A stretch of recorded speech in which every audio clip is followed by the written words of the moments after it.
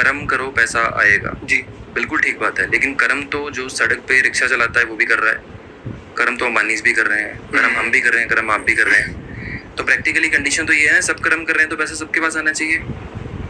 तो मेन बात ये है कि कर्म करना किस दिशा में है वो पता होना चाहिए, जो एस्ट्रोलॉजी बताती है। अगर आपके पास रास्ता ही नहीं है, आपको आप कहीं पर भी चले जा रहे हो, जैसे एक शिप बिना रडार के कहीं पर भी नहीं जा सकती, हाँ। घूमती रहेगी वहीं पर। आप अपनी पूरी लाइफ का फोर्स अगर उसी साइड पे लगा दोगे जहाँ पर आपको पता ही नहीं है कि ये रास्ता आपको पैसा दे सकता है कि नहीं दे सकता, तो आप अपना मेहनत वेस्ट कर रहे हो।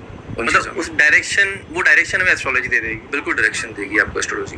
और अगर आपने उस चीज़ के हिसाब से काम करना शुरू कर लिया तो 2-3 तरह की चीज़ें होती है हमारे लाइफ में। एक होती है एवरेज लाइफ, एक होती है बिलो एवरेज होती है, और एक होती है अबव एवरेज, जिसको हम बेस्ट बोलते हैं हमेशा। अच्छा। ये तीनों तरह के प्रोफेशन होते हैं और 90% लोग अपनी लाइफ में एवरेज या बिलो एवरेज में होते हैं।